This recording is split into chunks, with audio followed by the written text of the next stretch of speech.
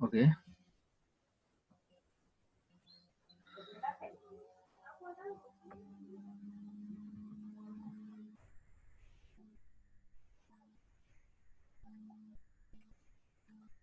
এখন যেটা পড়বো, আগের ক্লাস যেটা পড়েছিলাম, difference behaviour of the delete pop and remove function for removing or deleting a particular element or set of element from the list. এখন যেটা পড়বো, which is the best way to delete the element in a list. একটা list থেকে সেটা list আছে ABCD, প্রত্যেকটা 4টা element আছে। এখান থেকে আমরা যে কোনো একটা পার্টিকুলার এলিমেন্টকে ডিলিট করব। তাহলে ডিলিট করার জন্য 3টা প্রসেস, এই 3টা প্রসেসের মধ্যে কোনটা বেস্ট সেটা বলবো। তাহলে দেখো, ইফ ইউ ওয়ান্ট টু, 3টা যে ডিলিটের প্রসেস আছে, ফাংশন আছে, এই 3টা মধ্যে কোনোটাই বেস্ট নয়, আবার সবগুলাই বেস্ট। এই কথাটা মানে হচ্ছে প্রত্যেকটা পার্টিকুলার কেসের জন্য বেস্ট, পার্টিকুলার কেসের জন্য best. If you want to delete specific object in the list, use remove. যদি একটা স্পেসিফিক অবজেক্টকে আমরা ডিলিট করতে চাই তাহলে রিমুভ ফাংশন ইউজ করব। If you want to delete the object at the specific location index, specific object মানে যদি আমি এবিসিডি আছে এটাকে ডিলিট করতে চাই তাহলে রিমুভ ফাংশন ইউজ করব। এবারে যদি এবিসিডি 0 1 2 3 হচ্ছে তার লোকেশন, তাহলে আমি যদি পার্টিকুলার ইন্ডেক্সে যেটা আছে, আমি জানি না 2 নম্বর ইন্ডেক্সে কি আছে, আমি ওটাকে ডিলিট করতে চাই, তাই না? পার্টিকুলার ইন্ডেক্সে কি আছে সেটাকে ডিলিট করতে চাই, তাহলে আমি কি ইউজ করব না, আমি ইউজ করব you can use either delete or pop। আর পপ কোথায় ইউজ হয়, তাহলে ডিলিট আর পপ, এই দুটো যদি কোনো একটা পার্টিকুলার লোকেশনে কোনো কিছু আছে ওটাকে ডিলিট করতে চাই তাহলে ওটাকে ইউজ করব আমি ডিলিট আর পপ, তাই তো? আচ্ছা, এবারে হচ্ছে তাহলে ডিলিট আর পপ এর কাজটা সেম হয়ে গেল। তাহলে এই দুটোর মধ্যে ডিফারেন্স কি করব না, পপ কোথায় ইউজ করব, if you want to delete and get the object in the specific location. তাহলে ডিলিট আর পপ একই রকম কাজ করবে, তার মধ্যে পপ স্পেসিফিক্যালি কোথায় কাজ করবে, আমি 2 নম্বর পজিশনে এ বি, 2 নম্বর পজিশনে কে আছে, বি আছে, বিটাকে ডিলিট করতে চাই, তাহলে আমি পজিশন ভ্যালু কত দিব, 2। 2 দিলে আমার বিটা ডিলিট হয়ে যাবে। আমি কোনটা ডিলিট করলাম সেটা কি জানতে পেরেছি, পারিনি, আমি তো পজিশন বলেছি 2 নম্বর পজিশন, তাই না? 2 নম্বর পজিশনে যেটা ডিলিট করে দিল সেটা কি সংখ্যাটা বা কি ক্যারেক্টার, এ না বি কি আছে সেটা যদি জানতে চাই, back to the deleted item, তাহলে আমি কি ইউজ করব, পপ ফাংশন ইউজ করব। ক্লিয়ার?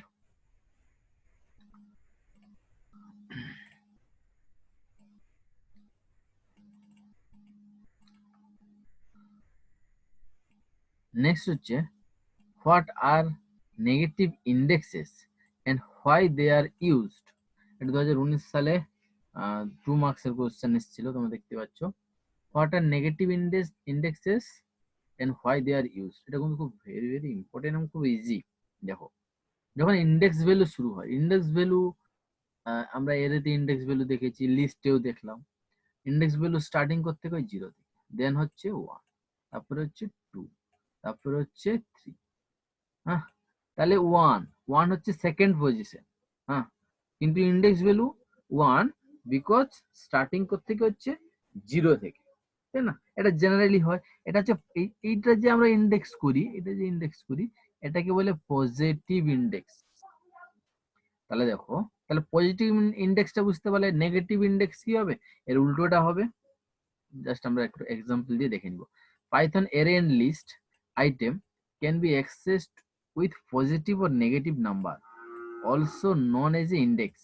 তাহলে আমরা generally positive number, positive indexes use করি, নেগেটিভ ইন্ডেক্সটাও ইউজ করা যায়, সেটা কি আমরা দেখব। For instance our array or list size is n, size যদি n হয়, তাই না? Then the positive index start করতে হবে 0 থেকে, ফার্স্ট 0 হচ্ছে ফার্স্ট ইন্ডেক্স, সেকেন্ড ইন্ডেক্স কত হবে 1, থার্ড ইন্ডেক্স 2 হবে, এরকম লাস্ট ইন্ডেক্স কি হবে n-1। এনটা ভ্যালু আছে, এখানে কটা ভ্যালু আছে, এখানে ধরো এন এর মান এন ইকুয়াল টু কত, এখানে এন ইকুয়াল টু 4, তাই তো? তাহলে হাইয়েস্ট ইন্ডেক্স কত হয়েছে, হাইয়েস্ট হচ্ছে এন মাইনাস 1, তাই না? হাইয়েস্ট ইন্ডেক্স এন মাইনাস 1 হবে। আর স্টার্টিং করতে হচ্ছে জিরো থেকে স্টার্টিং হওয়ার জন্য হাইয়েস্ট ইন্ডেক্স হচ্ছে এন মাইনাস 1। যদি 1 থেকে স্টার্ট হতো তাহলে হাইয়েস্ট ইন্ডেক্স কত হতো, এন হতো, তাই না? তাহলে পজিটিভ ইন্ডেক্স সবসময় জিরো থেকে স্টার্ট হবে, তাহলে হাইয়েস্ট ইন্ডেক্স লাস্ট ইন্ডেক্স হবে N minus 1 for negative index. এবারে নেগেটিভ ইন্ডেক্সের জন্য আসবে, নেগেটিভ ইন্ডেক্স কোথেকে স্টার্ট হবে, মাইনাস এন থেকে, মাইনাস এন থেকে, ঠিক আছে? Is the first index minus N. তাহলে এখানে কটা সংখ্যা আছে, 1 2 3 4টা সংখ্যা আছে, 0 1 2 3, তাই তো? তাহলে এখানে এন এর ভ্যালু কত, 4। তাহলে এর ফার্স্ট ইন্ডেক্স কত হবে, ফার্স্ট ইন্ডেক্স হচ্ছে মাইনাস এন, তাহলে মাইনাস 4, এটা হচ্ছে ফার্স্ট ইন্ডেক্স। তারপরে ইন্ডেক্স কত হবে, তারপরে ইন্ডেক্স হবে মাইনাস 3, তারপরে ইন্ডেক্স মাইনাস 2, এটা ইন্ডেক্স, ইন্ডেক্স ভ্যালু নয়। তারপরে ইন্ডেক্স কত হবে, মাইনাস 1। তাহলে ফার্স্ট ইন্ডেক্স হবে, যদি এন টা সংখ্যা থাকে ফার্স্ট ইন্ডেক্স হবে মাইনাস এন, আর লাস্ট ইন্ডেক্স হবে অলওয়েজ মাইনাস 1ই হবে, লাস্ট ইন্ডেক্স থেকে না minus 1। A negative index access element from the end of the list containing backward, ব্যাকওয়ার্ডে যাচ্ছি আমরা, -4 থেকে শুরু করেছি কিন্তু নেগেটিভে যাচ্ছি, তাই তো?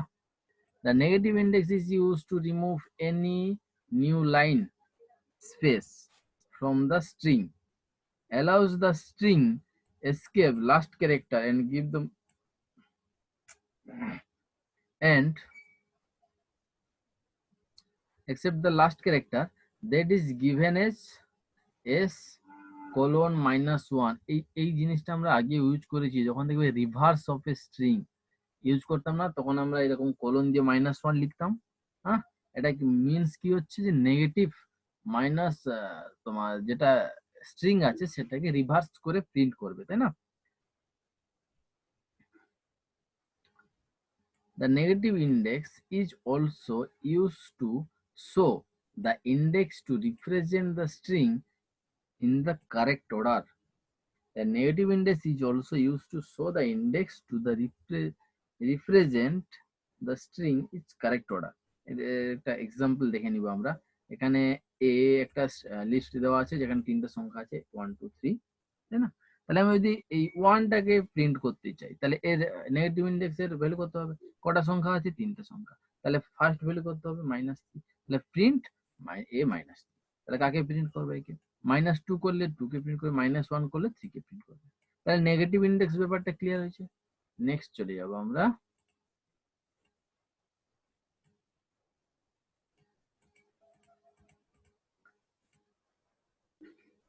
Python class. How can you define a class in Python? আমরা সি প্লাস প্লাসে ক্লাস পড়েছি, ক্লাস ইন অবজেক্ট। সেই ক্লাসটা পাইথনে কিভাবে ডিফাইন করবো, লিখবো। এক্সপ্লেন উইথ এন এক্সাম্পল, এটা 5 মার্কসের এসেছিল 2019, ঠিক আছে? তাহলে দেখো আমরা ক্লাস যেভাবে ডিফাইন করি, কিভাবে ডিফাইন করি না, এক্সাম্পল দেখো, ক্লাস, ক্লাস নেম, এখানে মাই নিউ ক্লাস নেম করেছি, তাই না?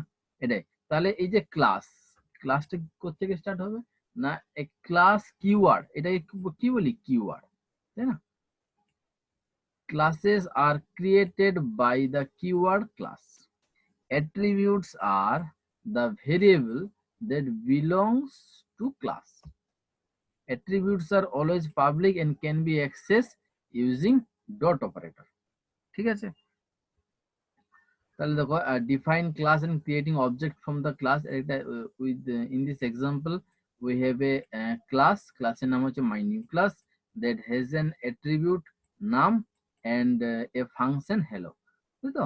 তাহলে এখানে এর attribute হচ্ছে নাম আর ফাংশন হচ্ছে hello, এর কার মধ্যে আছে, my new class এর মধ্যে আছে। We are creating an object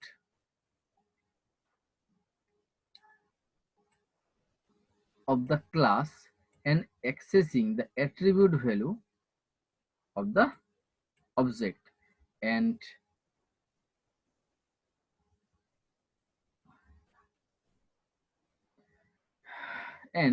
calling the method hello using object। তাহলে দেখো এখানে আমি জাস্ট ক্লাসটা এক্সাম্পল হিসাবে দিয়েছি, ক্লাস মাই নেম ক্লাস। এখানে তুমি যা কিছু লিখতে পারো। আমি এখানে নাম আমার একটা অ্যাট্রিবিউট দিয়েছি, ইনস্ট্যান্ট অ্যাট্রিবিউট, মানে আমি এখানে তার ভ্যালু ডিফাইন করে দিয়েছি। আর এখানে একটা ফাংশন ইউজ করেছি। ফাংশন আমরা কিভাবে লিখি, ডিফাইন ফাংশন, ফাংশনের নেম দিয়েছি, তার মধ্যে সেলফ বলে একটা অবজেক্ট পাস করছি আর প্রিন্ট করেছি। ঠিক আছে, তাহলে এই ক্লাসের অবজেক্ট কিভাবে ক্রিয়েট করবো না, object equal to my new class, তাহলে অবজেক্ট ক্রিয়েট হলো। ঠিক আছে, এরপরে দেখবো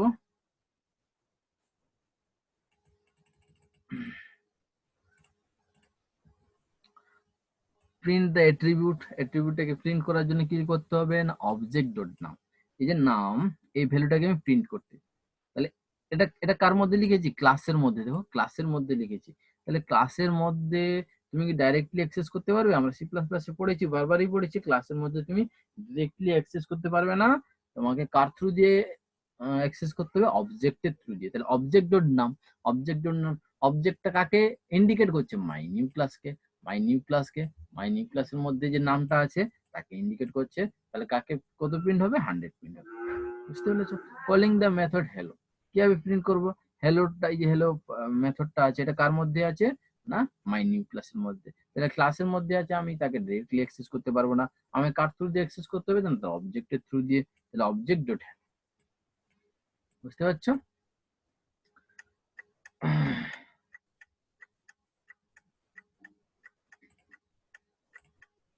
তাহলে এটা গেল ক্লাস কিভাবে ডিফাইন করব। এখানে তো আউটপুটটা দেওয়া আছে।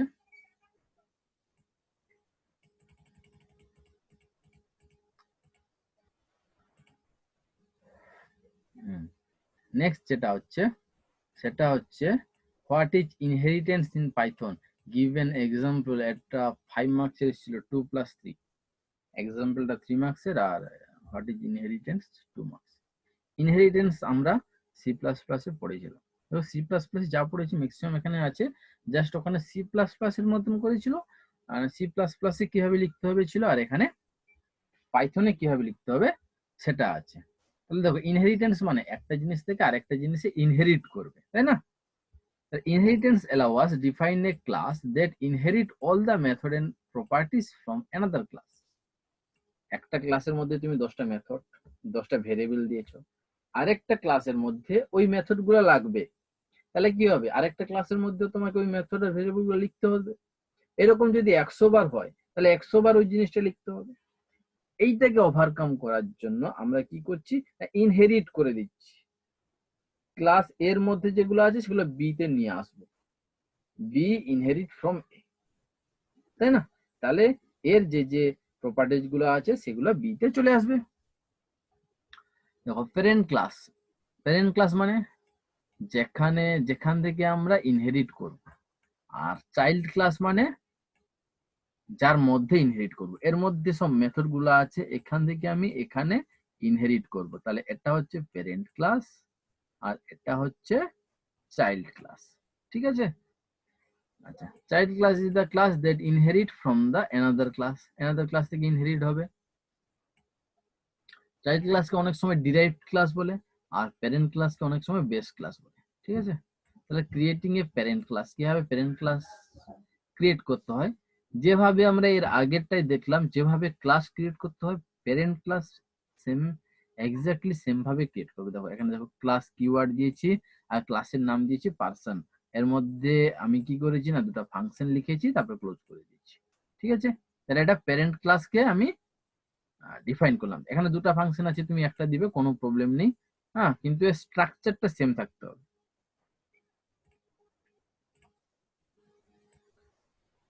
তারপরে হচ্ছে দেখো ইনহেরিট মানে কি, শুধু প্যারেন্ট ক্লাস দিলে হবে না, চাইল্ড ক্লাসে দিতে হবে, একটা ক্লাস থেকে আরেকটা ক্লাসে আসবে, তাই না?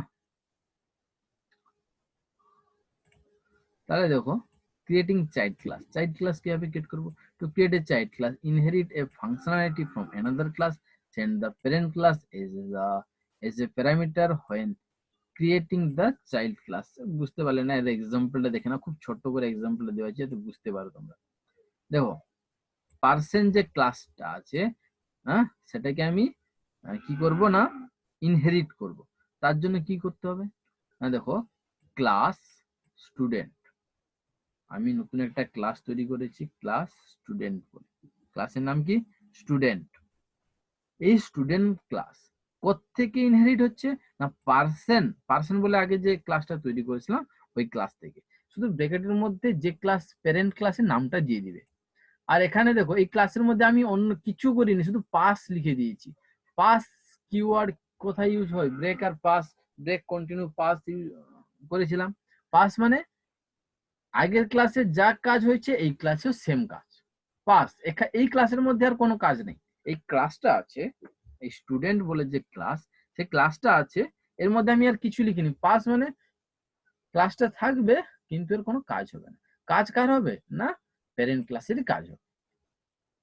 তুমি যদি চাও প্যারেন্ট ক্লাসেরও কাজ হবে এবং প্লাস এই ক্লাসে কিছু এক্সট্রা কাজ, তাহলে এক্সট্রা ক্লাসটা এক্সট্রা যে কাজটা করবে সেটা তুমি এখানে লিখে দিতে পারো।